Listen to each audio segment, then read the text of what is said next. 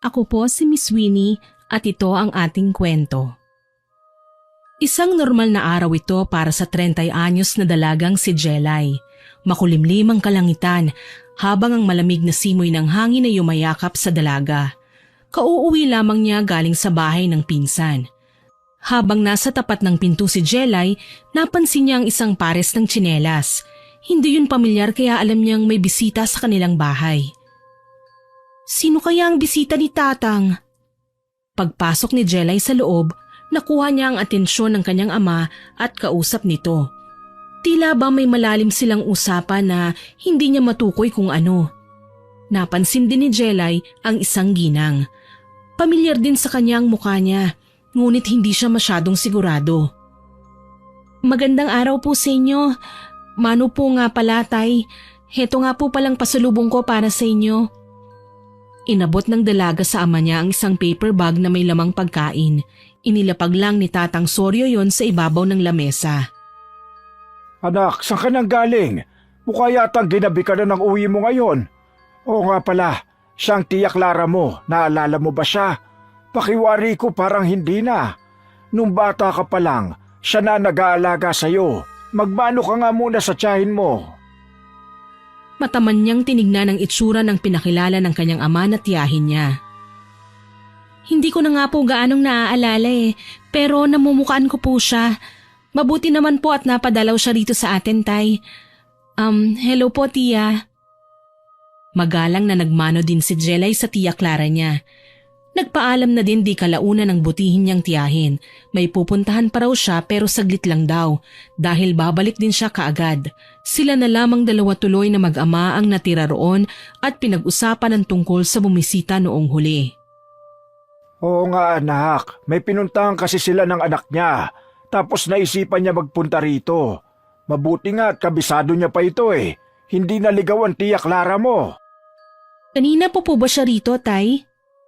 Oo, ang dami na nga namin na pag-usapan Alam mo ba na ikakasal na pala ang bunso niyang anak?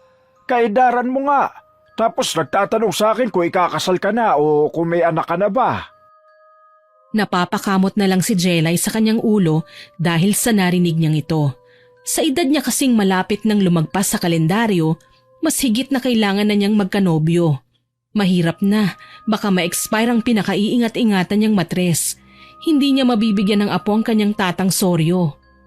Ngunit batid din ng kanyang ama na focus siya sa pagtatrabaho kaya hindi pa siya nakakahanap ng mapupusuan na lalaki para sa kanya. Pero anak, huwag ka mag-alala. Sinabi ko naman na hindi ka pa handa sa pagpapakasal. Alam ko naman na kapag may nakilala ka na, agad mo ring ipapakilala sa akin, hindi ba anak? Tipid nang umiti si Jelay. Opo, tsaka bata pa naman po ako May mga pangarap pa po akong nais na makuha. Nag-alangang sumagot si Tatang Soryo sa dalaga, subalit pinapalakas pa rin niya ang loob ng anak. Ayun na nga sinasabi ko sa kanya O sige na anak, magpahinga ka na muna sa kwarto mo ha. Mukhang napagod ka. Kawawa ka naman. Nag-aalalang pag-aya ng Ginoo sa dalaga. Di kalaunan, bumalik din naman ang kanyang Tia Clara na may kinuha lang pala sa mamahalin niyang sasakyan. Dahil dumating na ang kanyang tiyahin, may makakausap na ulit ang kanyang ama. Nagpaalam na nga siya sa matanda na papasok na sa kanyang silid upang magpahinga. Sige po, Tay. Maiwan ko na po kayo ni Tia Clara. Sige po, Tia Clara. Pupunta na po ako sa kwarto ko. Sana po mag-enjoy kayo dito sa paggala niyo rito at pagbisita sa tatay ko. Masaya po ako na muli kayong makita, Tia. Ngiti lamang ang iginawad ni Jelay sa kanyang ama at sa ginang bago siya nagtungo sa kanyang silid. Subalit sa kabila ng mga ngiti na yon ay ang nakakubling kabiguan, lalo pa at usapang pag-aasawa yon. Para ba tuloy na pag-iwanan na din siya ng panahon sa puntong yon? Nakakaramdam siya ng lungkot kapag ang nagiging tampulan ng usapan ay ang tungkol sa ganyang bagay. Wala na nga siyang asawa, maski jowa ay wala rin. Pakiramdam niya tuloy, siya na ang pinakamalas na babae sa buong mundo. Sa bagay, masyado rin naman kasi siyang pihikan pagdating sa mga lalaki. Bakit ba palagi na lang silang nagtatanong sa akin kung kailan ako mag-aasawa? Wala nga akong masumpungan na lalaking ipapakasal sa akin no? Padabog na humiga si Jelay sa kanyang kama. Ang utak niya ay nakatuon pa rin sa mga naging usapan kanina. Ngunit batid naman sa kaalaman ni Jelay na kahit ano pang gawin niya, kung hindi siya makakasumpong ng lalaking aangkin sa puso niya, ay wala rin siyang mapapala. Kinabukasan, sinalubong kaagad siya ng beke niyang kaibigan pero pinsan niya na si Bena ng umagang yon. May lakad kasi sila kaya gumayak na siya kaagad at nag-ayos. Kaunting tapa lang din ng makeup ay gumora na. Lumarga na ang dalawang magpinsan. Pero ang turingan din ay matalik na magkaibigan. Huy bakla, bakit naman nakasimangot ka na agad? Ang ganda ng panahon para maging madilim yung mukha mo. Ano nangyari, mahal kong pinsan? Mas lalong naging sambako lang pagmumukha ni Jelay. Wala, may mga iniisip lang kasi ko eh. Ang dami lang kasing laman ng nasa utak ko ngayon. Nakakainis naman kasi. Bakit ba naman ako naging ganito? Ay... Naitirik pa ng dalaga ang mga mata habang padabog na naglalakad. Hoy, tsaka ka. Sandali lang girl, wait mo ako. Ano na naman yung pinuputok ng butsi mo? Katulad naman ng ang kinabubusitan mo. Go girl, i-explok mo na yan sa akin. Sabihin mo sa akin baka sakali matulungan kita dyan. Ano na naman yan sinisimangot ng pinsang ko? Bilis na, Keber! Nagbuntong hininga muna si Jelay bago isiniwalat sa bading niyang pinsan ang tungkol sa kanyang kinaiinisan. Napapaisip lang kasi ako bakla, kasi kahapon may nagpuntang bisita si Tatang. Kilala mo ba si Tia Clara? Nandun siya sa bahay, tapos tinatanong kung nag-asawa na raw ba ako. Ay nako, nakaka-pressure kaya bakla. Tapos sabi ko hindi pa. Ang sabi ba naman sa akin mahirap daw maging matandang dalaga. Para tuloy ng problema si Jelay ng mga sandaling yon. Ay, hindi ko na tuloy alam ang gagawin ko, bading. Tingin mo, baka sa susunod niya hihila na lang ako ng kung sinong lalaki para lang pakasalan ako. Lalagpas na rin kasi ako sa kalendaryo. Nanganganib na tong matres ko. Sayang ang lahi natin kung hindi ko ipagkakalat. Tumaas ang kanang kilay ng bading na si Bena. Tila may malalim siyang naiisip. Hanggang sa nagliwanag ang bumbilya sa ulunan niya. Bigla na lamang siyang nagkaroon ng ideya. Ay, may naiisip ako bakla. Kabog ito! Sumalubong ang magkabilang kilay ni Jelay na tila interesante rin sa naisip ng kanyang LGBT na pinsan. Ano naman yan? Huwag mong sabihin na ibebenta mo na lang ako. Ganun na ba ako kamukhang desperada? Hindi ko caribals yan bakla, ano ka ba? Ha? Hindi, baliw ka. Baka mamaya literal na makuha ang puso mo, ayun palang ibebenta. Aswang lang ang peg, bakla. O ano palang naiisip mo? Pinatatagal mo pa eh. Ganito. Paano kung manggayuma ka na lang kaya? Napamulagat ng mga mata si Jelay sa naging saad na yon ni Bena. Gayuma? Saan mo naman nababalitaan yung mga ganyan? Mukha bang gumagana ang mga gayuma? Patawa ka bading. Kung sana gumagana yan, walang mga matatandang dalaga. Sana lahat na ng tao may karelasyon ngayon. Hindi ko alam na naniniwala ka sa mga gayuma na ganyan. Kailan pa ha? Naitirik ni Ben ang mga mata at hinalukip-kip ang mga braso. Kaloka ka bakla, hindi ko na alam ang gagawin ko sa'yo. Yun lang naman kasi ang naisip kong paraan. Ikaw ba may naisip ka bang paraan para magka-jowa? Ano ba talaga ang balak mo? Ikaw tong desperada dyan na magkaroon ng nobyo at magpakasal. Tapos ngayon na nagsasabi ako, ayaw mo naman. Nire-reject mo ang suggestion ko sa'yo. Bigla tuloy nagtampong pururot ang bakla niyang pinsan. Bumusangot siya na nagtaray pa sa kanya. Bahala ka nga dyan. Sayang pa naman dahil may alam akong pagkukuhanan noon at kung sino-sino nang gumamit ng gayuma. Bali-balita ko, epektibo talaga sa kanilang paggamit noon. Ikaw rin, sayang talaga. Baka hindi ka na nga talaga magka-jowa. May frustration na napaihip buga ang dalaga. Ay, gusto ko nga ng nobyo. Basta kahit sinong lalaki, gustong-gusto ko na talaga. Pero wala eh. Alam mo yun, bakla? Pakiramdam ko talaga parang wala naman nagkakagusto sa akin eh. Ay, mali. May mga nagkakagusto naman pero ayoko sa kanila. Ang tatanda na nila tapos hindi pa sila gwapo. Masyado ba akong mapili, ha? Hay nako, may pagkapihikan nga siguro ako. Deserve ko na nga lang talaga siguro tong tumandang dalaga na hanggang sa mamatay. Mabigat ulit ang binitiwang paghinga ni Jelay. Ang pinsan naman niya ay muli na namang napairap.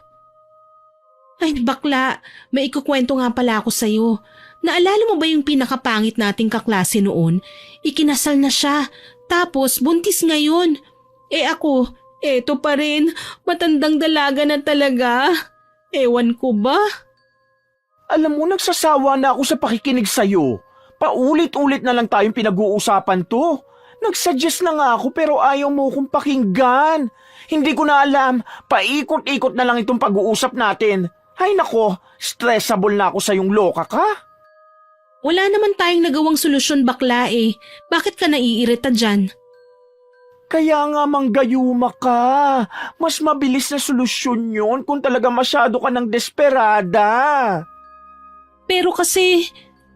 Naudlot sa pagsasalita si Jelay nang iharang ni Bena ang hintuturo niya sa labi ni Jelay. Shh! Masyado ka mapili sa mga lalaki. Saka na nga lang tayo mag-usap kapag hindi na ganyan ang utak mong babae ka. Sige na, aalis na ako. Saka mo na lang ako puntahan sa bahay kapag may naisip ka ng paraan kung paano ka makakapag-asawa, ha? Ayoko ng stress.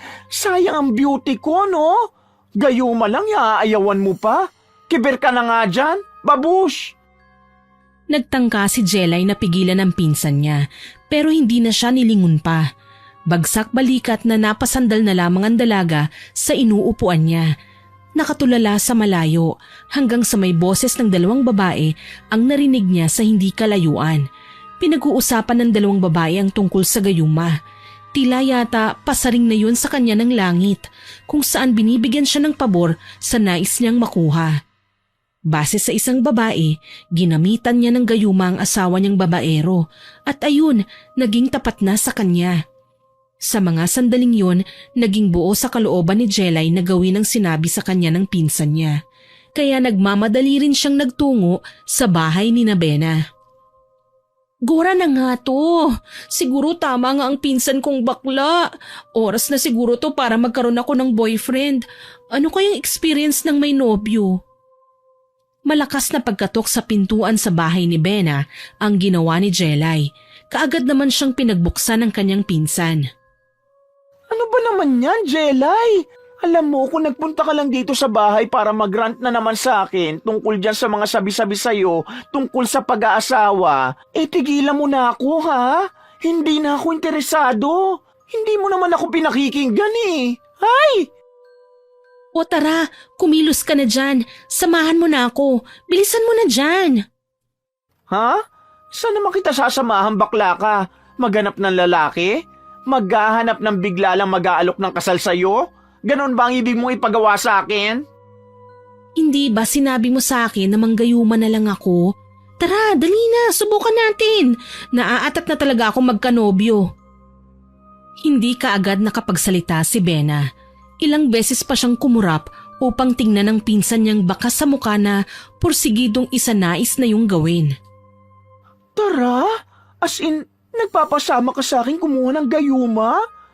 Ano namang hangin ang dumapo sa'yo para maisipan yan?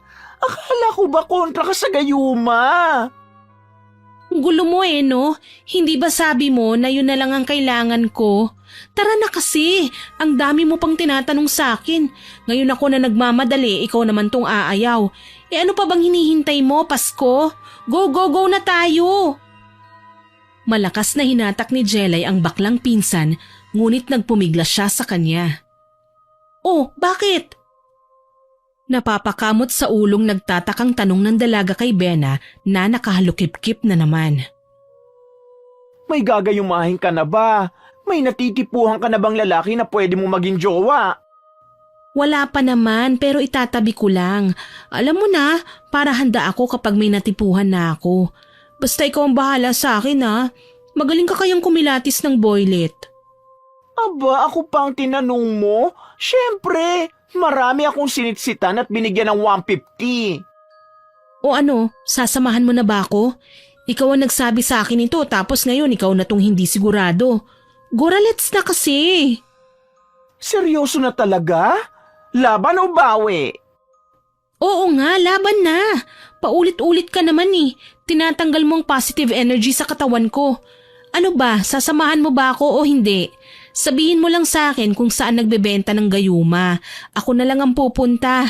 Ako na lang pupuntang mag-isa. Kahit mag-isa lang naman din ako palagi, okay na yon. Kaya ko naman din mag-isa eh.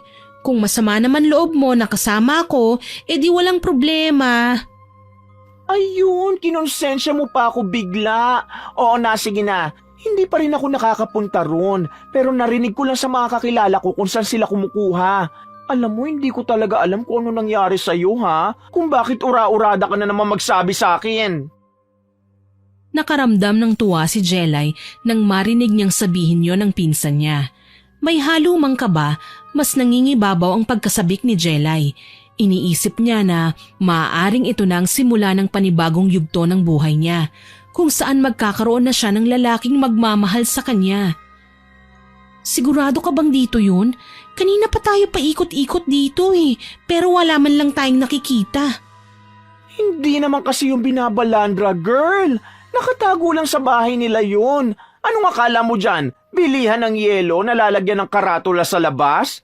Alangan lagyan nila yan ng gayuma for sale. Tanong na kaya tayo, sino ba yan? Anong pangalan ang hinahanap natin? Ano bang tawag sa kanya? Lola ba yan? Ay, ayun na! Nakita ko na! Tara na girl, bilisan mo na! Hindi na nag-aksaya pa ng oras ang dalawa na magtungo sa isang kubo kung saan mababakas na may mga proteksyon sa bawat gilid ng bahay. Kumatok si Bena na agad ding nabuksan. Bumungad sa kanila ang isang matipunong lalaki. Matangkad siya, moreno at ang mga mata niya'y matalim ngunit may lambing. Ano pong kailangan nyo? Kailangan namin ng gayuma. Tumingin pa ang binata sa labas ng bahay na tila ba may halong pagmamasid sa mga taong nasa paligid. Pasok po kayo. Pinapasok sila sa loob ng binata. Nang makapasok sila sa loob, ang amoy ng bahay ay hindi pangkaraniwan. Naghahalo ang amoy ng mga herbal at kandila. Sa loob ng bahay rin ay makikita ang iba't ibang bagay na nakasabit. May mga nakababad din sa mga lumang garapon. May mga bunguri ng hayop na nakasabit sa pader. Sino po ang may kailangan ng gayuma? At anong klaseng gayuma ang kailangan nyo? Ha? May iba't ibang klase ba ng gayuma? Maraming klase ng gayuma. Depende ito sa kailangan nyo. Kung tungkol ba ito sa pag-ibig, trabaho, kaibigan, pamilya, para saan ba? Tumingin si Bena kay Jelay, kaya naman mapapatingin din sa kanya ang binata. Dahil sa sitwasyon na ito, pakiramdam ni Jelay namumula na ang kanyang muka sa hiya. Sa pag-ibig po, para sana magkaroon ng wagas na pagmamahal. Pag-ibig para sa nobyo o nais maging nobyo? Nais maging nobyo. Tumango si Paulo at tumayo. May mga kinuha siyang garapon sa gilid ng altar at lumapit siya kay Jelay. Inabot niya ito sa dalaga na alanganin namang tinanggap ni Jelay. Ito ang gayuma, pero siguraduhin mo lang na tama ang paggagamitan mo niyan ha. Ibabad mo sa loob niya ng parte na kumukonekta sa katawan mo. Kadalasan ginagamit nila ay ang kanilang pawis o laway. Para maging mas mabisa ito, kailangan itong magkaroon ng ugnayan sa iyo mismo. Kung nais mo maging mas mabisa, maaaring dugo mo ang ilagay mo riyan. Mamahalin na ba ako ng paiinumin ko ng gayuma? Hindi niya ba ako makakalimutan o ipagpapalit sa kung sino man? Oo, pero lagi mong tatandaan na may hangganan ng mga gayuma. May kapalit ang lahat. Kadalasan hindi ganun kabisa ang isang gayuma, lalo na kung gagamitin mo ito sa masama o sa sarili mo lang interes. Lumingon si Jelay kay Bena, tila ba naghihintay ng salitang sasabihin ng kanyang pinsan. Kadalasan, alin ang mga pumapalpak sa gayuma? Kadalasan kapag ang ginagayuma ay may ibang tunay na minamahal. Yun ang pinakamahirap na kalaban, dahil ang pekeng pag-ibig hindi nagwawagi sa tunay. mababawasan din ang epekto nito lalo na kung mas malakas ang pag-ibig na yun. Wala bang pang forever na? Kumbaga hindi na maaalis kahit kailan? Para ako na lang ang mamahalin niya. Hindi ba pwede yung ganun? Walang peking pag-ibig na umaabot ng ganyan katagal. Basta palagi mong katatandaan na hindi maaaring malaman ang ginagayuma mo tungkol dito. Dahil malaki ang maaaring maging balik nito sa'yo. May mga sumpang kaakibat ang lahat. Ibig sabihin pwede akong tabla ng sumpa? Oo, kaya lagi mong pag-isipan kung gusto mo ba yung gamitin. Hawak mo palagi ang desisyon ng buhay mo. Lahat ng hinihiling mo, may malaking kapalit sa'yo. Yan ang madalas kong sinasabi sa mga kumukuha ng gayuma sa akin. Dapat alam mo mismo sa sarili mo ang nais mong magawa at kung gaano ka nga ba kahanda sa sumpa na matatamo ng kaluluwa mo. Hindi na kumibo si Jelay. Tinanggap niya ang gayuma ng buong puso at handa niyang gamitin ito ng walang pagdadalawang isip. Oo nga pala, ikaw ang nagbebenta ng gayuma. Ang akala ko matandang babae eh. Ngayon ko lang nalaman na may lalaki pala na nagbebenta ng mga ganito. Tapos ang bata mo pang tingnan ha? Pagtataka ng dalaga. Sa katunayan, sa lola ko yan nagsimula. Pinagpatuloy ko lang. Siya ang kilalang mambabarang dito sa bayan. Oo nga pala, wala akong presyo sa gayuma ha. Ihulog nyo na lang ang donasyon sa labas ng bahay. Salamat. Inikilig na sumagot ang beking si Bena. Salamat din sa gayuma, Pogi. Salamat ulit dito ha. Sana magamit ko ng maayos. Umalis na rin ang dalawa matapos nilang magpasalamat sa binata. Hindi mawari ni Jelay kung ano ang nararamdaman niya para kay Paulo. Ganoong tipo kasi ng lalaki ang gusto niya. Ngunit paano niya naman yun makukuha? Gayong ang lalaki na nais niyang bigyan ng gayuma ay mismong lalaki na nagbebenta sa kanya nito. Ayan, meron ka ng gayuma. Ngayon ang problema na lang natin kung kanino mo gagamitin. Pakiramdam ko nga meron na akong naiisip. Pero hindi pa ako sigurado eh. Tara na nga, umuwi na tayo. Umalis na ang magpinsan at agad ding umuwi sa kani-kanilang tahanan. Nangako rin si Bena na hindi niya ipapaalam kahit kanino ang tungkol sa gayuma. Naabutan naman ni Jelay ang kanyang tatay na nasa labas ng pinto. Tila inaabangan siyang umuwi. Saan ka ba nanggaling anak? Bakit ngayon ka lang nakauwi? Naglakad lang po kami ni Bena sa may labas. May mga napag-usapan lang po kami. Marahan na lumapit si Tatang Soryo sa anak niya at bahagya siyang inamoy. Umiwas naman kaagad si Jelay na para bang kahit nasa amoy niya pa lang ay malalaman na ng kanyang tatay ang lihim niyang tinatago. Bakit po tay? Mabaho po ba ako? Maliligo na lang muna po ako. Mukha atang naalikabukan ako sa labas eh. Ang dami kasing mga sasakyan. Hindi naman anak. May naamoy lang akong pamilyar sa akin. Parang amoy na matagal ko nang hindi naaamoy. Sigurado ka bang sa labas lang kayo galing ni Bena? Oo po. Sa kainan lang kami nagpunta ni Bena kanina. Sige po tay ha. Maliligo na muna po ako. Ang baho ko na nga yata eh. Sige anak, magpalit ka na ng gamit mo. Inamoy ni Jelay ang sarili niya. Ngunit wala naman siyang naamoy na kakaiba. Napansin niya na baka kumapit ang amoy ng insenso mula sa bahay na pinuntahan nila. Habang lumilipas ang araw, wala pa ring natitipuhan si Jelay na lalaking gagayumahin niya. Nagpunta na sila sa iba't ibang lugar pero ni isa wala siyang ibang naiisip kundi si Paulo, ang binatang nagbigay sa kanya ng gayuma. Tingin mo ba, Bena, gagana tong gayuma? Paano naman natin malalaman, bakla? Hindi pa nga natin sinusubukan. Bakla, gagana kaya ito kapag sa kanya ko mismo ginamit? Malawak ang ngiti na sumilay sa labi ni Jelay. Pagtataka naman ng nabakas sa pinsan niya. May iilang tao sa paligid kaya sinundan ni Bena ang tingin ng pinsan niya. Mula sa hindi kalayuan, natanaw ni Bena si Paulo. Gagana sa kanya? Kay Paulo mismo? Oo, ano sa tingin mo, Bading? Bakla, talaga bang hibang ka na? Naisipan mo pa talagang gayumahin mismo ang nagbigay sa'yo ng gayuma? Bakit? Masama ba? Tignan mo kasi siyang maigi oh. Ang ganda ng katawan niya. Ang gwapo niya.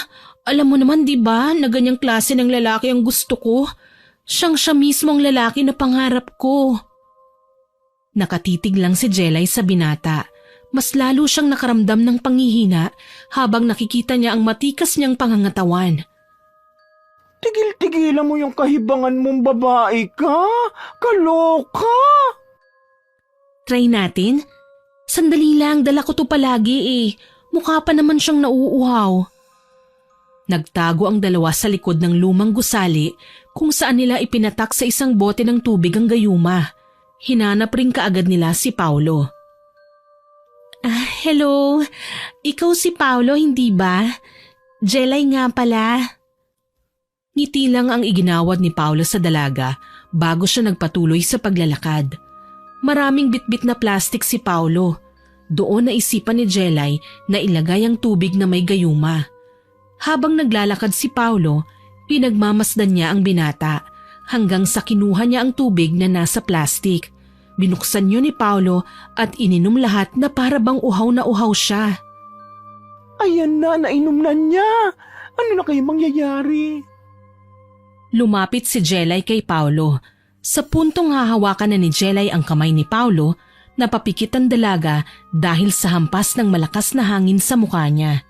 Napuwing pa siya sa nangyari. Ayos ka lang ba? Aray, ang sakit ng mga mata ko. Napuwing yata ako eh. Parang may gumasgas sa mata ko. Marami kasing dumi rito. Halika, doon tayo para maalis natin ang puwing mo. Nagtungo ang dalawa sa isang silid. Katulad ng sinabi ni Paulo, tinulungan niya si Jelay na maalis ang puwing sa mata niya. Hinipan ni Paulo ang mata ng dalaga habang nakahawak siya sa kanyang dalawang pisngi. Ayan, wala na. Salamat Paulo ah. Akala ko magagasgasan ng mga mata ko eh. Wala yun. Mag-iingat ka na lang palagi. Sige, aalis na ako. Halos sumigaw ang kalooban ni Jelay ng mga sandali na yon. Hindi pa nakakalayo si Paulo ay huminto na kaagad at lumingon sa kanya. Sana magkita ulit tayo bukas. Matamis na ngiti ang ibinahagi ng binata kay Jelay bago siya tuluyang umalis. Dali-dali namang tumakbo si Bena sa tabi ng pinsan niya. Oh, nakita mo yun? Nakita mo na kung paano siya maging maalaga sa akin? Ay, hindi ako makapaniwala. Sinabi niya pa na sana bukas magkita kami. OMG! Gaga ka talagang babae ka? Ang lakas talaga ng loob mo! Walang pagsidla ng tuwa ni Jelay sa mga oras na yon. Nakangiti lang siya buong maghapon hanggang sa nakauwi na siya sa bahay nila. Para bang ang tingin niya sa mundo ay isang piraso ng mga makukulay na bagay. Naabutan ni Jelay ang kanyang ama na naglilikom ng mga tuyong dahon. Bakit ngayon ka lang nakauwi, Jelay? Kumusta naman ang paghahanap mo ng trabaho? Iba ang nahanap ko, Tay. Mas maganda pa sa trabaho. Balak na sanang magsalita ni Tatang Soryo, ngunit natigilan siya ng humangin at ang simoy na ito ay papunta sa kanya. Napatakip siya ng kanyang ilong. Dahil dito, napansin siya ni Jelay. Inamoy ng dalaga ang katawan niya. Amoy pawis po ba ako, Tay? Ang init naman kasi sa labas eh. Naintriga na namang bigla si Tatang Soryo. Sigurado ka ba, Jelay, na wala kang ibang ginagawa? May iba ka bang pinupuntahan? May nakakausap ka bang ibang tao? Wala naman po. Kahit tanungin niyo pa si Bena, siya lang naman ang madalas kong kasama eh. Bakit niyo po ba naitanong? May kakaiba po ba sa amoy ng katawan ko? Bumabaho po ba ako? Amoy pawis ba? Amoy putok? Ano po? May kakaiba sa amoy mo eh. At alam kong ang ganyang amoy ay mga taong may ginagawa na para sa... Para po saan? Hindi umimik si Tatang Soryo. Umiwas na lang siya sa anak niya at kinukumbinsi ang sarili na mali lang ang kanyang iniisip. Ayaw niyang magbitaw ng mga salita na maaaring uungkat sa nakaraan at matagal nang nakabaon sa limot. Iniba na lamang ng matanda ang usapan. Kumakain ka pa ba, Jelay? Ang konti naman yata ng kinain mo. Nagbabawas ka ba ng timbang? Tignan mo ang katawan mo. Ang payat mo na masyado. Hindi po, Tay. Nagda-diet ka ba? Tatay naman, hindi lang po talaga ako gaanong makakain. Para kasing may kakaibang lasang pagkain natin eh. Bakit po ba ganun?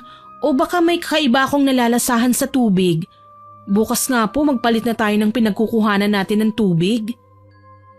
Nakatingin lang at nag-oobserba si Tatang Soryo sa anak niya. Tinikman niya rin ang tubig at ang ulam nila. Wala naman siyang ibang nalalasahan. Bakit wala naman akong ibang malasahan? Sigurado ka bang may kakaiba kang nalalasahan?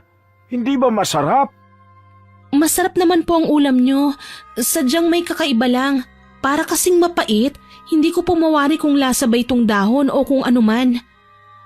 Lulutuan na lang kita ng bagong ulam. Pinigilan naman ni Jelay ang kanyang ama. Ay, wag na po, Tay. Okay na ako. Tsaka nakakain ko naman po eh. Hindi ko lang talaga siya ma-enjoy. Sigurado ka ba? Opo, Tay. Baka may kakaiba lang ngayon sa dila ko. Pero masarap naman po. Nakatingin si Tatang Soryo sa anak niya. Inoobserbahan siya at halatang may nais na itanong. Bakit po, Tay? May problema po ba? May mga napapansin lang ako, anak.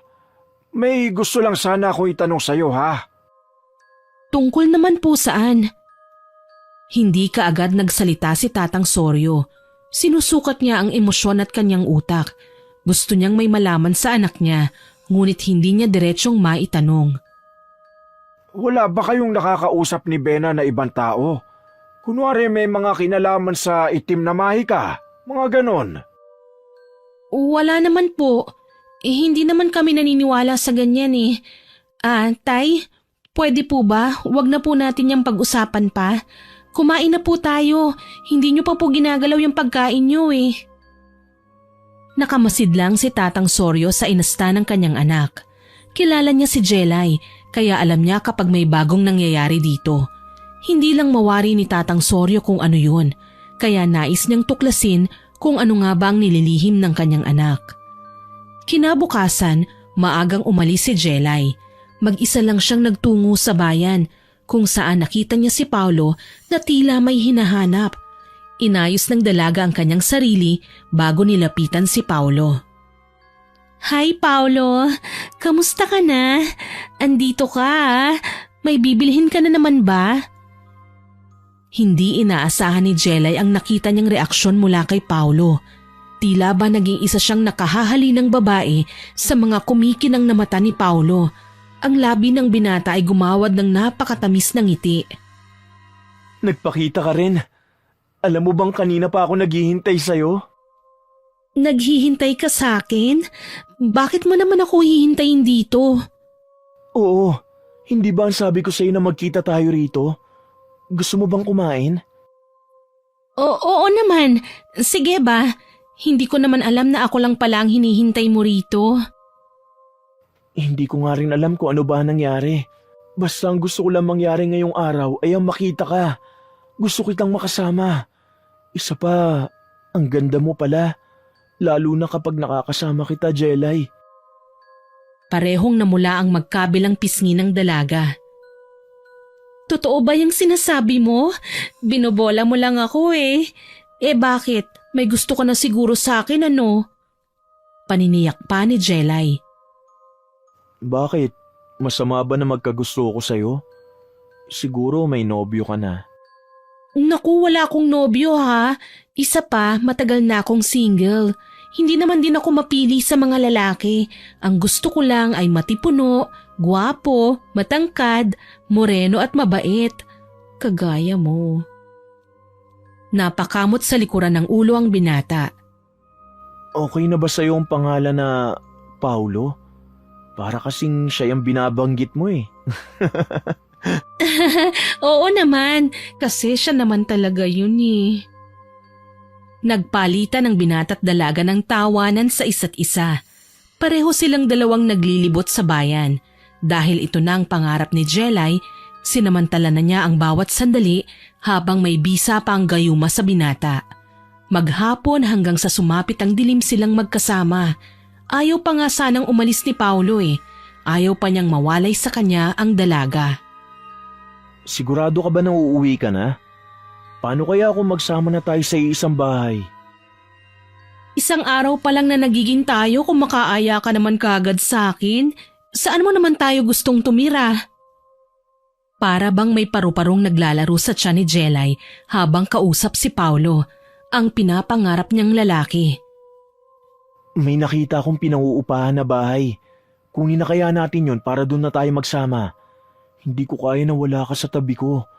Parang iniisip ko pa lang na matutulog ako na hindi ka kasama. Pakiramdam ko, mapipigtal na ang hininga ko eh.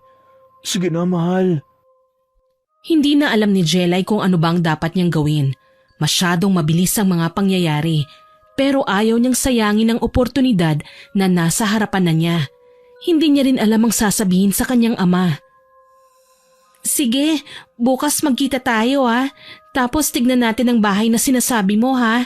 Gusto mo na kagad na tumira tayo sa iisang bahay? Ganyan ka na ba talaga kabaliw sa akin? Kung alam mo lang kung gaano ako kabaliw sa'yo. Parang hindi na ako makapaghintay pa ng bukas. Paano kung ngayon na kaya natin gawin yon? Tara na, para makalipat na tayo. Gabi na masyado, mahal. Bukas na lang para may oras din tayo na makapaglipat ng mga gamit. Kailangan ko pang kumuha ng gamit ko sa bahay namin eh. Alam mo naman, hindi ko pa sinasabi sa tatang ko na may nobyo na ako. Ayoko kasing sabihin sa ngayon eh. Gusto kong gulatin siya sa araw na mismo ng kasal natin. Nagpaalam na ang dalawa sa isa't isa. Ngunit mabigat ang bawat hakbang ni Paulo palayo kay Jelay. Pakiramdam niya ay may malakas na hangin na humihila sa kanya papalapit kay Jelay. Kinabukasan, nag-eempake na si Jelay ng mga damit niya sa maliit na bag. Saan ka pupunta, Jelay? Bakit nag-iempake ka na? Nagulat si Jelay nang marinig niya ang boses ng kanyang ama. May trabaho po akong pupuntahan. Siguro po mga ilang linggo lang akong mawawala sa bahay. Huwag po kayo mag-alala. Dadalawin ko din naman kayo. Ngayon ka na ba aalis?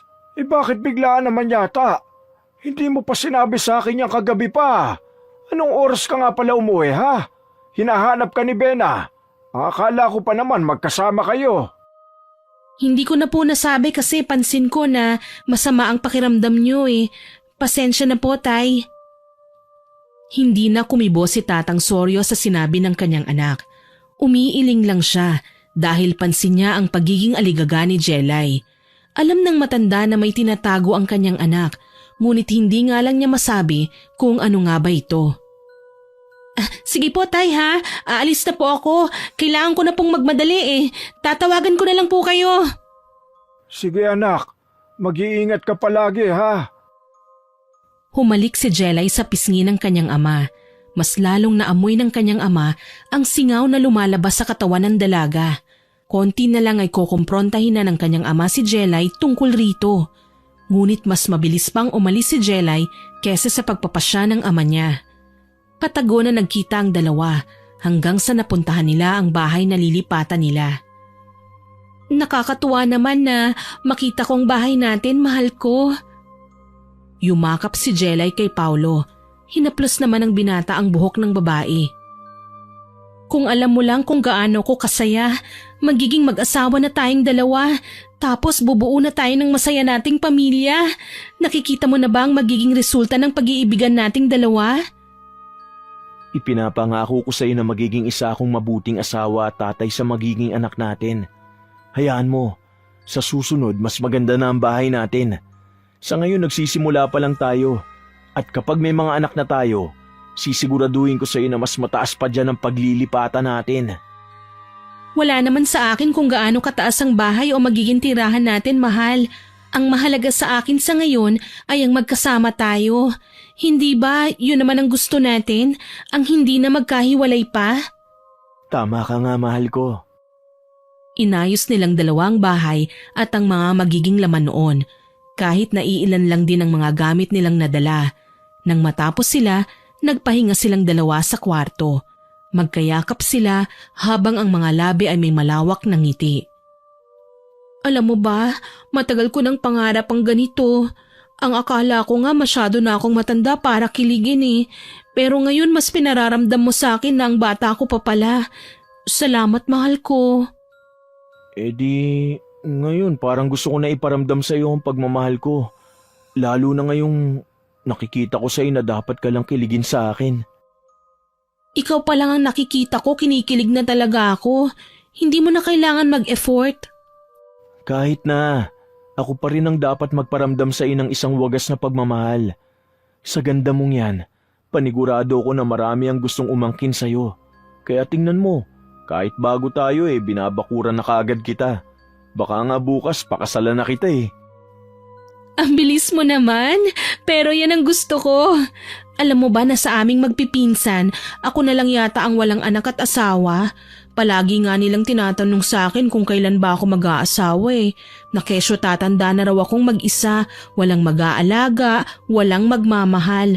Kaya laking pasalamat ko na hindi mangyayari ang mga sinasabi nila sa akin kasi nandito ka na.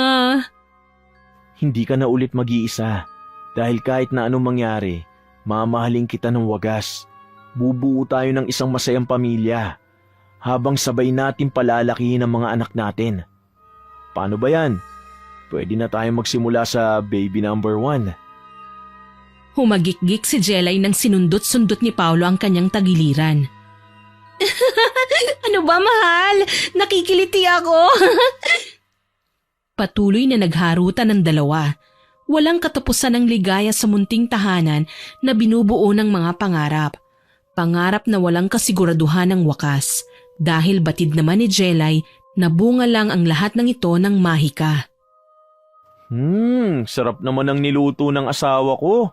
Ang galing mo pala magluto. Para tuloy lalo akong nababaliw sa'yo.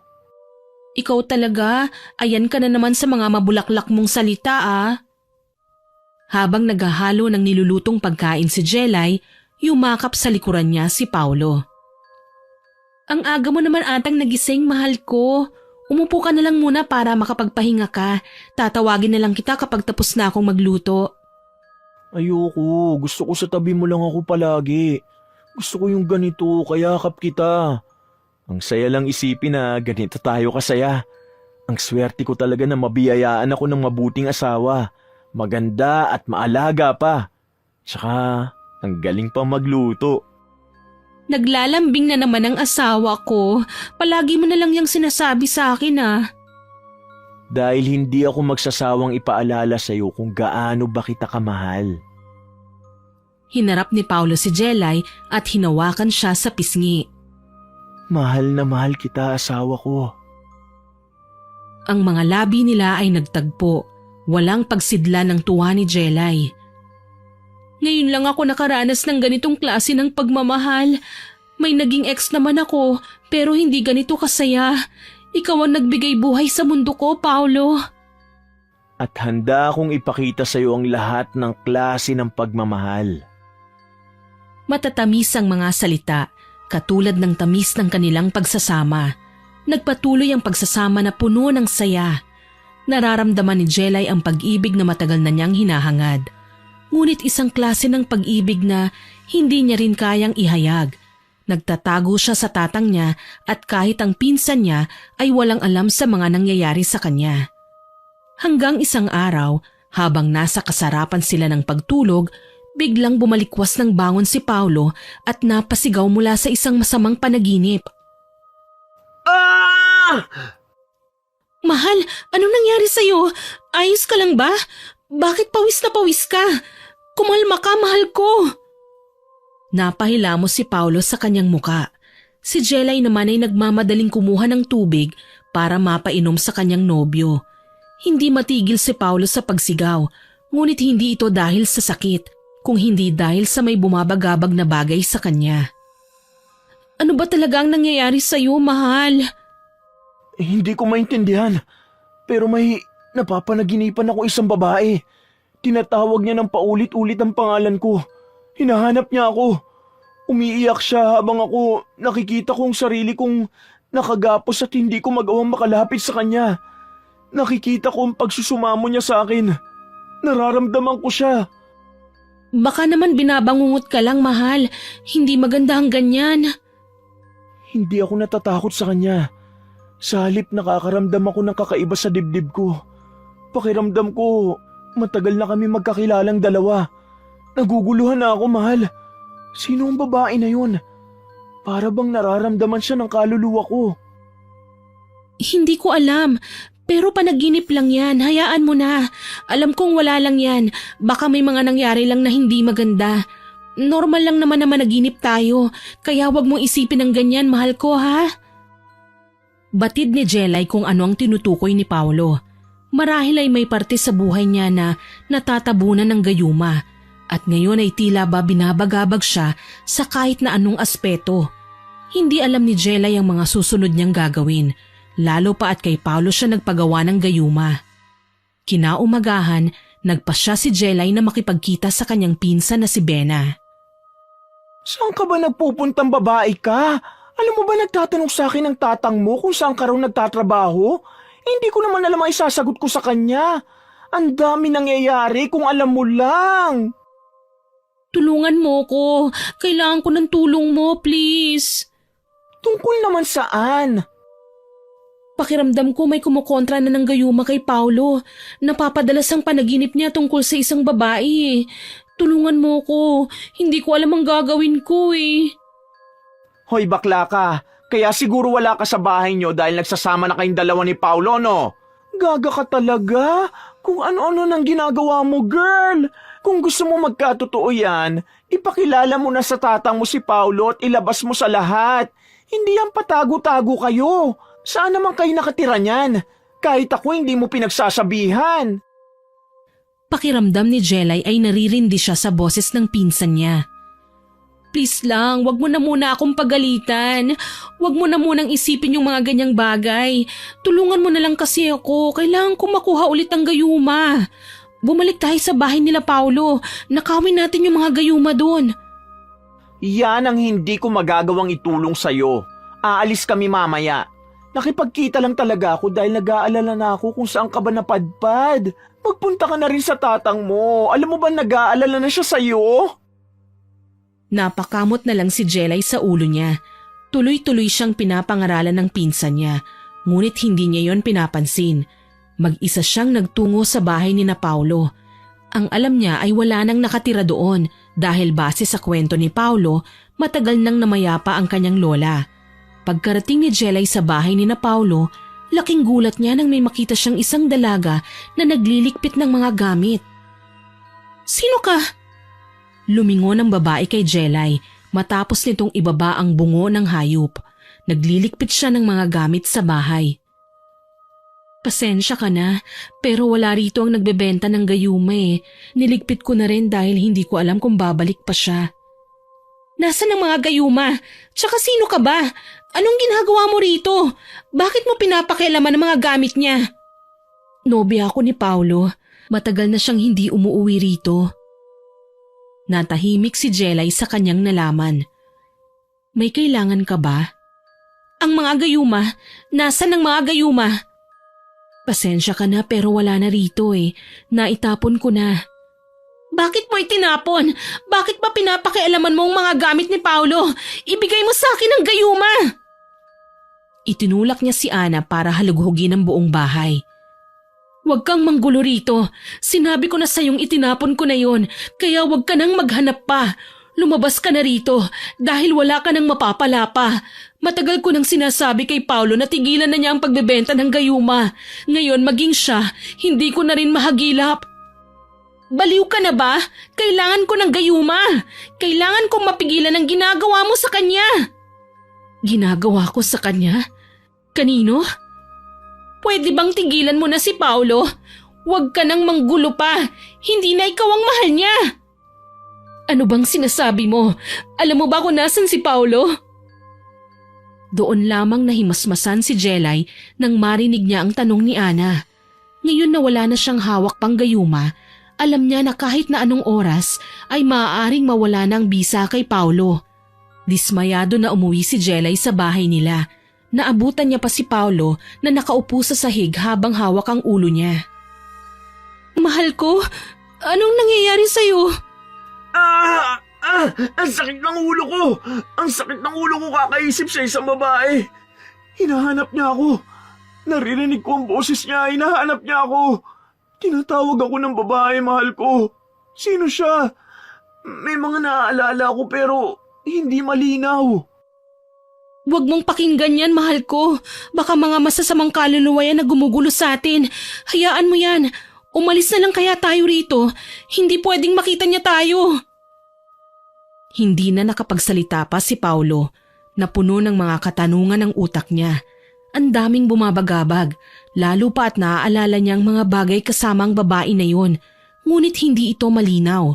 Nararamdaman na ni Jelay na nahahati na ang pagmamahal ni Paulo at nagpaparamdam na ang totoong damdamin niya sa babae na tunay niyang minamahal. Ilang araw ang lumipas, ganito palagi ang nangyayari kay Paulo hanggang sa nawalan na siya ng gana sa relasyon niya kay Jelay. Mahal, kumain na tayo. Nagluto ako ng ulam mo. Alam ko na paborito mo ito. Wala akong ganang kumain. Marami ako iniisip. Iniisip mo na naman ba ang babae sa panaginip mo? Bakit ba palagi ka nag-aabala sa kanya? Ako ang narito. Ako ang nobya mo. Ako ang mahal mo. Hindi ba, Paulo? Hindi kumibo si Paulo na mas ikinasama ng loob ni Jelay. Hindi niya na rin siya sinabayan kumain o kahit ang suyuin man lang para bang naubos na ang pagmamahal niya sa kanya. Ngunit may koneksyon pa rin sila dahil sa gayuma. Hanggat hindi nawawala ng tuluyan ng gayuma, hindi siya magagawang iwan ni Paulo. Marahil yun na lamang ang pinanghahawakan ni Jelay. Habang nagpapahinga ang dalawa, may sunod-sunod na katok na narinig na nagmula sa pinto. Si Jelay ang lumapit. Anong ginagawa mo rito? Ikaw ang babae na nagpunta sa bahay namin. Anong ginagawa mo rito? Nasaan si Paulo? Sino yan, mahal? Si Paulo ba yun? Alam kong si Paulo yun. Ilabas mo si Paulo. Alam kong tinatago mo siya sa akin. Ibalik mo sa akin ang nobyo ko. Wala akong ibabalik sa'yo dahil akin siya. Huwag kang manggugulo sa buhay namin kung ayaw mong masaktan. Umalis ka rito! Lumayas ka na! Ibalik mo na siya sa akin. Alam kong may ginawa ka sa kanya. Wala akong ginagawa sa kanya. Mahal namin ang isa't isa. Sa kanya mo ginamit ang gayuma, tama ba? Sinisigurado ko sa'yo na matatapos tong lahat. Gagawa ako ng paraan. Pabalagbag na isinara ni Jelay ang pintuan. Hindi na rin niya mapigilan na mapahawak sa kanyang dibdib dahil pakiramdam niya ay sasabog na siya. Hindi maaari ang ganito.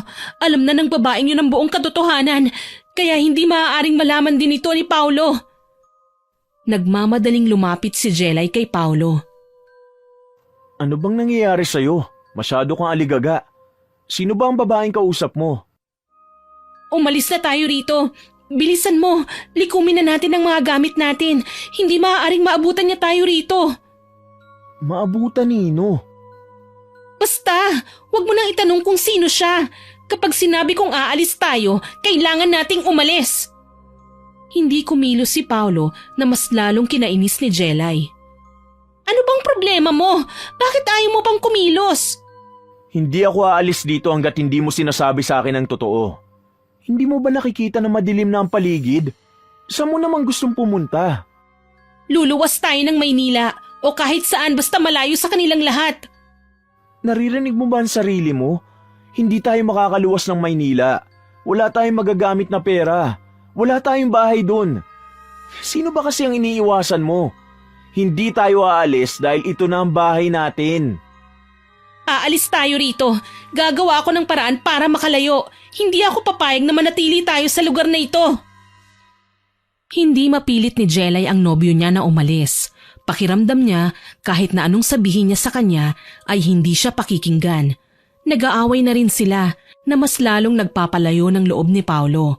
Dahil sa kagustuhan ni Paulo na manatili, kailangan ni Jelay na mag-isip ng paraan kung paano nga ba niya maaalis sa buhay niya ang nobya ni Paulo. Kinabukasan, nagising si Jelay dahil sa sakit na nararamdaman niya. Ano ba ito? Bakit sobrang sakit ng tiyan ko? Ha? Anong nangyayari sa'yo, mahal ko? Hindi ko alam. Basta pagising ko, sobrang sakit na lang ng tiyan ko. Ano ba ito? Tulungan mo ko. Ang sakit ng tiyan ko. Parang may tumutusok na matatalim na bagay. Namimilipit sa sakit si Jelay. Hindi na siya makatayo dahil sa pangingirot. Hindi niya rin kinakaya ang hapdi ng balat niya sa mga pagkakataon na dumadampi sa kanya ang hangin. Para bang may mga karayom na tumutusok sa bawat parte ng katawan niya. Pakiramdam niya na tinatahi siya. Halo-halong sakit na ang nararamdaman ni Jelay. Hindi ko na kaya ang sakit na nararamdaman ng balat ko. Sobrang sakit ng balat ko. Wala akong sugat na nakikita pero sobra-sobra ang paghapdi. Magpunta na kasi tayo sa doktor. Bakit ba ayaw mong lumabas tayo ng bahay? Ayoko! Hindi pwedeng may makakita sa atin sa labas. Lalo na ang babaeng yun. Hindi nila tayo pwedeng makita. Sino bang babae? Mahal, nahihirapan ka na pero ang dami mo pa rin iniisip. May babaeng gusto kang kunin sa akin. Isa siyang baliw na inaakalang sa kanya ka.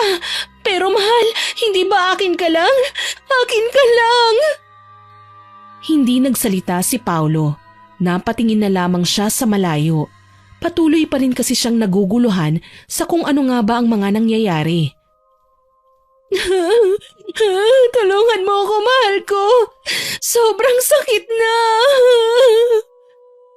Namimilipit sa sakit si Jelay. Sa bawat galaw niya, mas lalo siyang nagiging masakit. Tila ata dugo na rin ang niluluha ng mga mata niya. Hindi ko rin alam kung anong gagawin ko, mahal ko. Ayaw mo naman magpatingin sa doktor. Huwag mo akong iiwan, ha?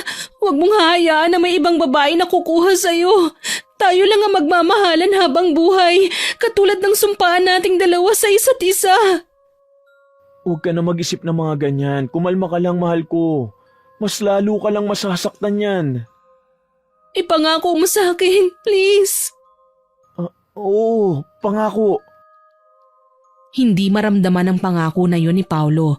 Para bang may alinlangan siya sa mga sagot niya. Ngunit sinabi niya na lang yun upang hindi masaktan si Jelay.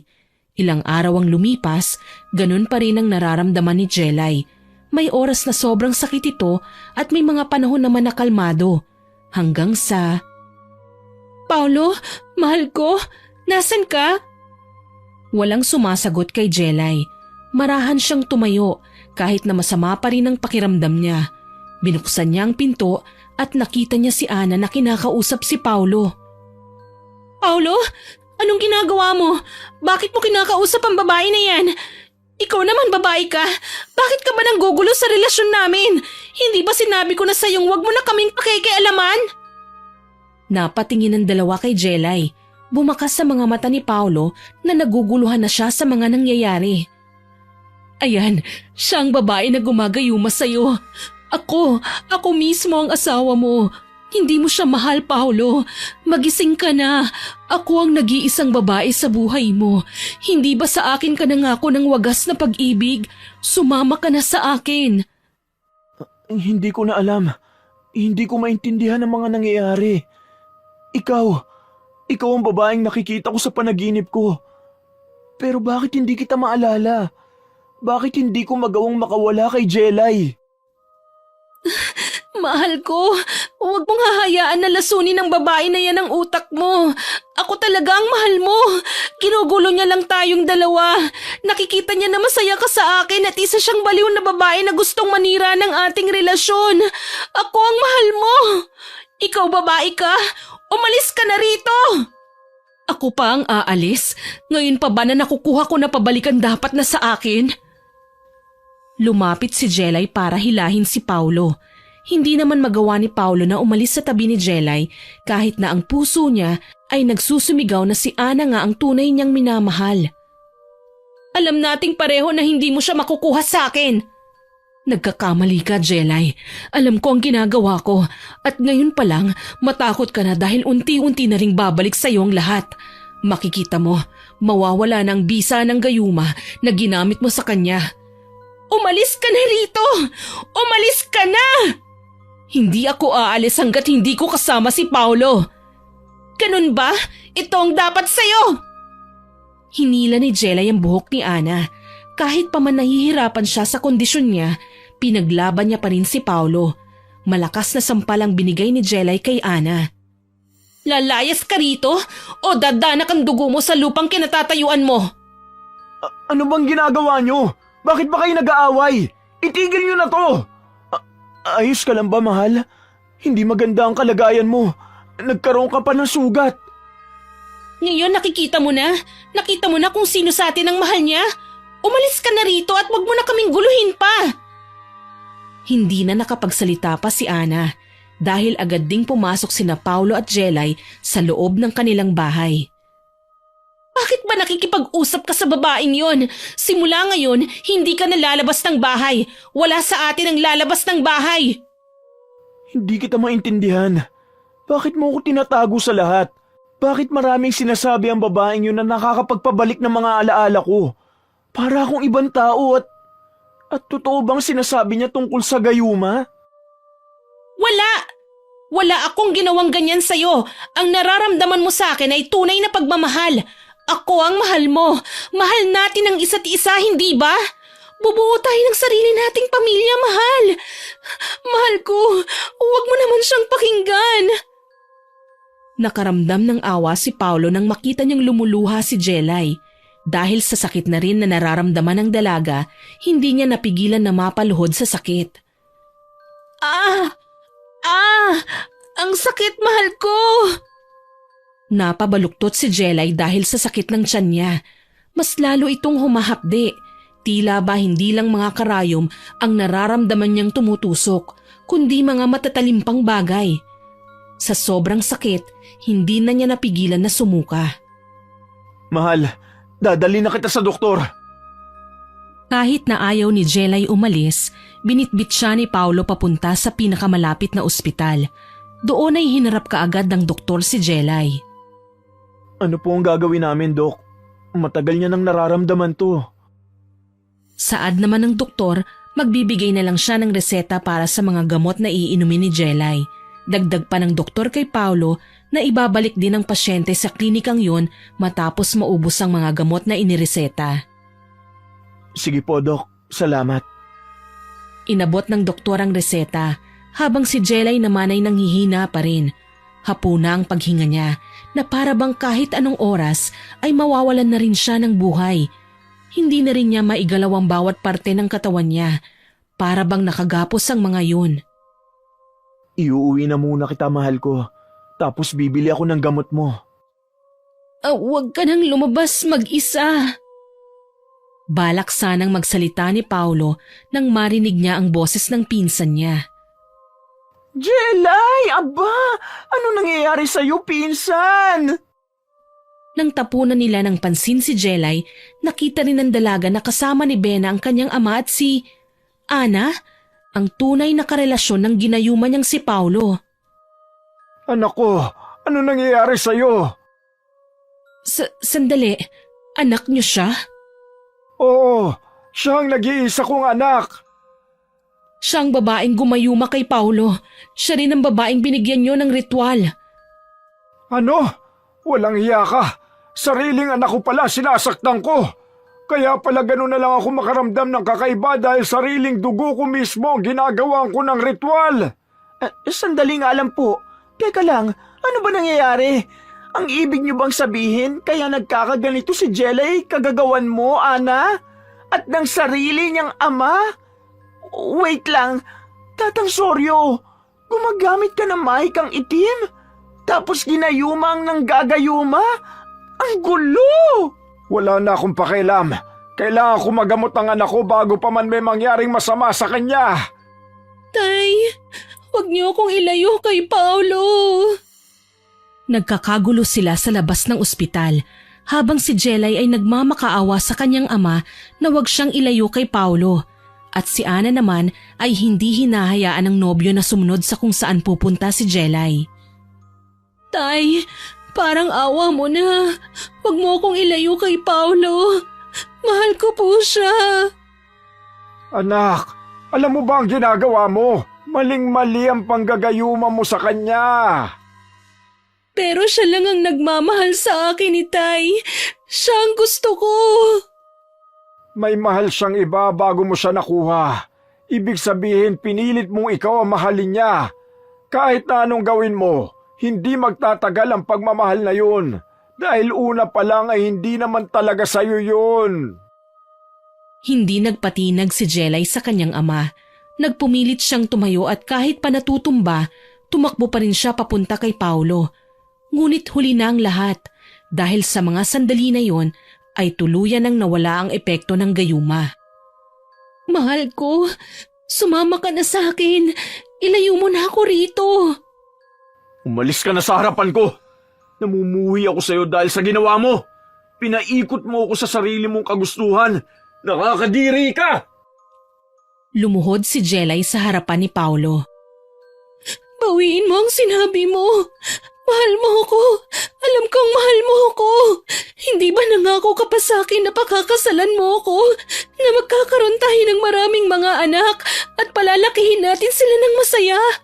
Bumalik ka na sa akin. Hindi kita mahal at hindi kita minahal.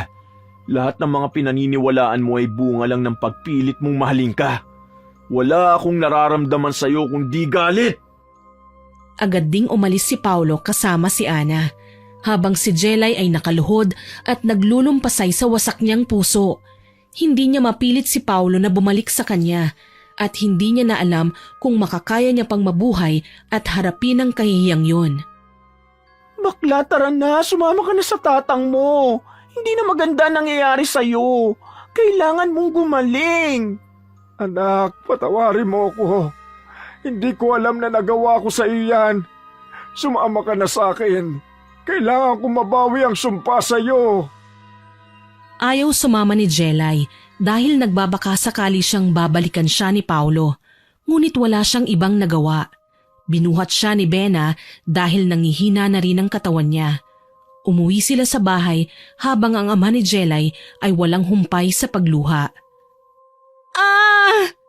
Tay! Hindi na kaya ng katawan ko. Pakiramdam ko unti-unti na akong nilalamon ng kamatayan. Sumuka si Jelay sa sobrang sakit ng tiyan niya. Napahiga rin siya sa sahig sapagkat hindi na kaya ng katawan niyang lumaban pa. Sandali na lang ito, anak ko. Magagawa mo malampasan yan. Patawarin mo ako sa ginawa ko. Dapat ay hindi na ako bumalik sa ganitong gawain ko. Ngayon napahamak pa kita. Hindi ko kayang mawala ka sa akin, anak. Tay, hindi ko na po talaga kaya. Sobrang sakit na. Ayoko na ng ganito, Tay. Hindi ko na kakayanin. Namimilipit na si Jelay sa sakit na nararamdaman niya. Bawat hibla ng balat niya ay kumikirot. Kahit pa ang pagsigaw ay hindi maibsa ng sakit ng tiyan niya. Sa bawat suka niya rin ay may mga butil ng bubog na lumalabas. Mas lalong nagiging aligaga si Tatang Soryo habang nakikita niya ang paghihirap ng kanyang anak. Patawarin mo ko, anak ko. Hindi ko alam na sa mga kamay ko pa magmumula ang pagdurusa mo. Hindi ko kayang makitang naghihirap ka dahil sa kagagawan ko. Dapat talaga hindi na ako bumalik sa pambabarang at paggamit ng itim na mahika. Ang iniiwasan kong mangyari ay nangyayari na sa iyo ngayon. Sandali lamang, anak, at gagamutin kita. Nagsindi ng kandila si Tatang Soryo sa tapat ng retaso ng manika na ginawa niya. Ang ritual ay nagsimula na. Nag-oorasyon si Tatang Soryo na naging dahilan upang mas lalong mapasigaw si Jelay sa sakit na nararamdaman niya. Namimilipit siya sa samot-saring sakit. Sa lakas din ng sumpang ipinataw ni Tatang Soryo, hindi na niya magawa pang makontrol. Batid naman ni Tatang Soryo na hindi niya maaaring gamutin ng taong siya mismo ang naglagay ng sakit. Dahil alam niyang doble pa ang magiging balik nito sa kanya. Ngunit wala nang mas mahalaga pa para kay Tatang Soryo, kundi ang buhay ng kanyang anak. Handa siyang tanggapin ang balik nito sa kanya. Ay, Tatang Soryo, ano nangyayari sa'yo? May dugong lumalabas sa mga mata mo, pati sa ilong mo. Bakit po kayo nagkakaganyan? Hindi kumikibo si Tatang Soryo. Walang pumipigil sa kanya sa pag-oorasyon. Kaunti na lang ay magagawa na niyang maalis ang sumpa sa anak niya. Nahihirapan siya dahil sa tagal na panahon niyang tumigil bilang isang mambabarang at ngayon na lamang siya bumalik. Tay, anong nangyayari sa'yo? Tay! Nababalot ng itim na hamog ang buong bahay habang si Tatang Soryo ay umuusal ng dasal na walang humpay. Nakapikit siya, ngunit ang pag-agos ng dugo sa mga mata niya ay tila ba tubig na tuloy-tuloy. Samot-sari ang sakit na nararamdaman ni Jelay. Gusto niyang lapitan ng kanyang ama, ngunit hindi niya magawa. Lumuluha na rin siya dahil sa pag-aalala para sa kanyang ama. Tay, huwag niyo na pong pilitin pa. Huwag niyo na akong pagalingin kung ang kapalit naman po ay ang buhay niyo. Sa huling bigkas ni Tatang Soryo ng orasyon ay bumagsak siya, kasabay ang malamig na hangin na bumalot sa loob ng bahay. Ang mga matatayog na kandilang nakasindi kanina ay tuluyan nang namatay. Ay, Tatang Soryo, naku po! Anong gagawin ko? Tulungan niyo kami! Dalhin natin si Tatang sa ospital. May dugo. Ayaw tumigil ng pag-agos ng dugo sa mga mata ni Tatang. Hindi ko na alam, girl. Natataranta na rin ako. Diyos ko, ano ba to? Nagpasya silang dalhin si Tatang Soryo sa ospital. Katulad ng nangyari kay Jelay, wala ring masabing sakit ang mga doktor. Hindi rin sila maharap ng mga doktor dahil sa dami ng pasyente na may mas matinding karamdaman. Kaya nagpasya na ang magpinsan na iuwi na lamang si Tatang Soryo sa bahay. Nakahiga sa kama si Tatang Soryo habang patuloy na humihingi ng tawad kay Jelay. Wala na siyang ibang nararamdamang sakit sa katawan niya, ang sakit na inaakala niyang ikamamatay niya. Uuwi muna ako sa bahay, ha? Tapos pupuntahan kita rito mamaya. Sandali lang ako. Sige, salamat. Pag-alis ni Bena, nanatili sa loob ng kwarto si Jelay. Naghihintay na magising ang kanyang ama. Habang umiiyak ang dalaga, nakaramdam siya na may humawak sa ulo niya. Agad siyang napatingin sa kanyang ama. Tay, gising ka na. Tay, sorry po sa mga nagawa ko. Nalagay ka sa panganib ng dahil sa akin. May panghihina pa kay Tatang Soryo, ngunit nagawa niyang gantihan ng mahigpit na yakap ang kanyang anak. Hindi ko kayang mawala kayo sa akin ni Tay. Mas hindi ko pala kayang mawala kayo kesang walang kasintahan. Patawarin niyo ko, Itay. Ngayon ko napagtanto na may pagmamahal palang hindi na kailangan pang pilitin. At ito ang pagmamahal niyo para sa akin. Kayo lang ang tunay na nagmamahal sa akin. Kayo lang, Tatang ko. Tumahang ka na, anak. Patawarin mo rin ako. Hindi ko sinasadya na makaramdam ka ng sakit sa kagagawang ko. Hindi ko alam na ikaw pala yun. Umupo si Jelay matapos niyang yakapin ang kanyang ama. Nagpunas rin siya ng luha. Hindi ko alam, Tay, na mambabarang kayo. Paano po nangyari yun? Dahil matagal na akong tumigil sa paggawa ng ganito. Sa katunayan, may kaibigan akong magaling na mambabarang noon. Siya ang lola ni Paulo. Siya ang magaling na gumagawa ng mga gayuma. At sa kanya ako natuto noon. Nang ipinanganak ka, tumigil na ako.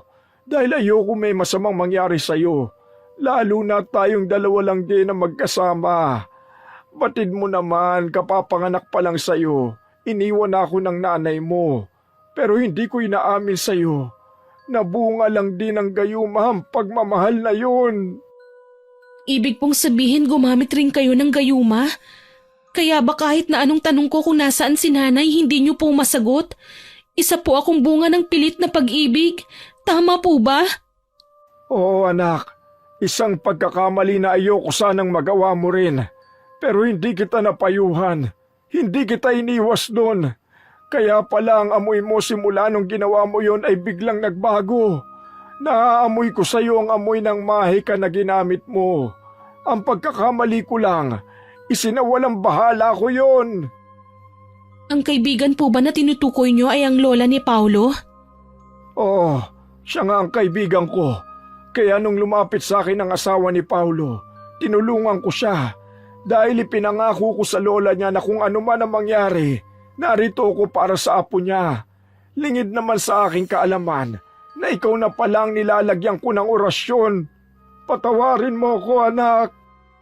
Katawarin niyo rin po ako, Itay. Hindi ko na kasi alam ang gagawin ko. Tumatanda na po ako pero hindi pa po ako na ikakasal. Pakiramdam ko malilipasan na ako ng panahon kaya ginawa ko po ang bagay na yun. Hindi ba sinabi ko naman sa iyo na hindi mo kailangan madaliin ang mga bagay? Kung para sa iyo ay sa iyo.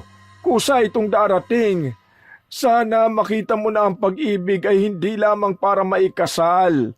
Maraming pag-ibig kang makikita pa sa bawat parte ng buhay mo. Palagi mong tatandaan na hindi ka kailanman magiging masaya sa pagmamahal na ninakaw mo sa iba. Hindi ka kailanman makakaranas ng tunay na ligaya sa pag-ibig na pinilit mong makuha. Tama po kayo, Tay. Marami akong natuklasan nitong mga nakaraan dahil sa ginawa ninyo. Napagtanto kong may pagmamahal palang hindi na dapat pilitin pa. At alam niyo po kung ano yun? Yun ang wagas na pagmamahal ng isang ama. At ang pagmamahal para sa kanyang pamilya. Niyakap ni Jelay ang kanyang ama. Ipinadama niya ang buong pusong pagmamahal sa kanyang magulang at nag-iisang kapamilya. Dito na rin natanggap ni Jelay na maaaring hindi na niya matatagpuan ang pag-ibig na hinahanap niya kung hindi niya rin naman kayang mahalin ang kanyang sarili. Nagparamdam si Jelay kay Paulo hindi para pilitin siya, kundi para humingi ng tawad sa binata at pati na rin sa asawa niyang si Ana. Nais ni Jelay na magkaroon ng panibagong buhay na hindi bitbit ang mga pagkakamali niya sa kanyang nakaraan. Hindi man para sa kanya ang pag-ibig na yon, hahayaan na lang niyang dumating ang para sa kanya sa tamang panahon. At ibibigay yun ng Diyos sa tamang pagkakataon. Naway nagustuhan niyo ang aking ibinahaging kwento.